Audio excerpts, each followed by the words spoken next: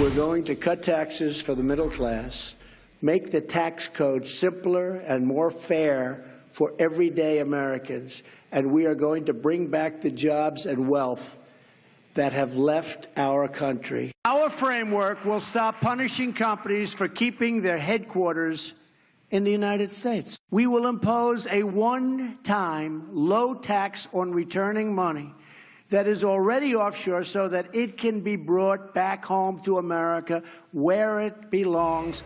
The president in Indianapolis selling the GOP tax cut plan just moments ago. It's a simplification plan as well, but will Republicans stand more united around this plan than they were around repealing Obamacare? Here now is Congressman Buddy Carter, Republican congressman from Georgia. So, Congressman, it feels a little different than Obamacare. I mean, Obamacare reform, frankly, had so many different plans. This seems to be a more unified plan, unified by Senate, Congress, and the executive, no?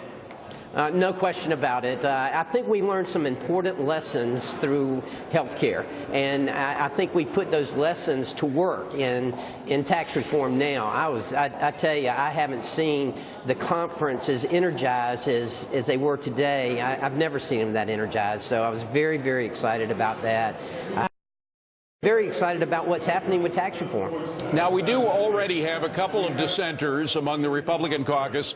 Two Republican congresspeople, Claudia Tenney and Dan Donovan, both from New York, not coincidentally, object to not being able to deduct state and local taxes, which are very high in New York and other states, from the federal tax code. Do you think that's a breaker? That's a deal breaker?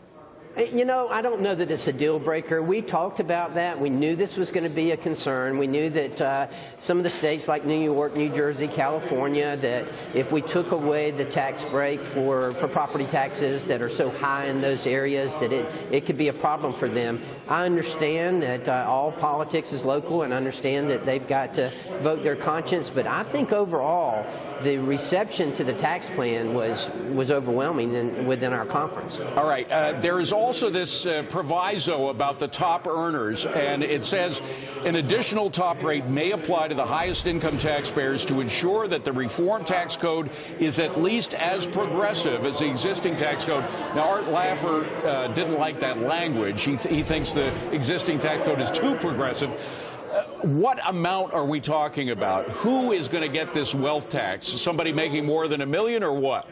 Well, those parameters have not been set yet. We have not set the financial parameters by which the three tax brackets will apply to. You know, we've got 12%, 25%, and 35%. There is a possibility that there may be a fourth added on. But again, we haven't set the financial parameters of which they would fit into those four. Well, I'm sure the areas. Democrats will love that, by the way, and you're going to hear a lot from them on that. But Senator Thune, Republican Senator Thune, at the conference where the plan was unraveled today, said the following about Democrats perhaps joining Republicans in tax reform. Take a listen. I hope that there will be some Democrats who are willing to work with us, because this is what they say they're for. If they're really for middle-income tax relief, why wouldn't they join hands with us and make it a possibility for the American people? Now, there are something called Blue Dog Democrats. You don't see as many of them as you used to. A lot of them from around your neck of the woods down south. Here's what they said. This year, the national debt surpassed $20 trillion for the first time in U.S. history.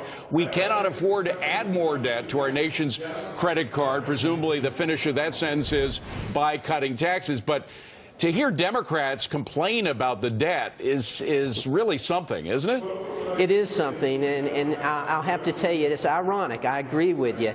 But they're missing the point here, because this tax reform, first of all, it is aimed at the middle-income families and the middle-income earners. That's exactly who this is for. It's going to put more money in their pocket, which is going to put more money in our economy, which is going to have a ripple effect all through our economy. I, too, am very concerned about our national debt. I've always said we've got to do three things. First of all, we've got to cut spending. Secondly, we've got to have entitlement reform. And thirdly, and perhaps most importantly, we've got to grow our way out of it. We've got to get out of this anemic 1 and 1.5% growth rate and get up into 3 and 4 and 5% growth rate. That way we can do something about the national debt. Okay, Congressman, we got to go, but the percent your percentage of the chances of passing this bill before the end of the year? Oh, I'm very, very confident. 80%, 90%?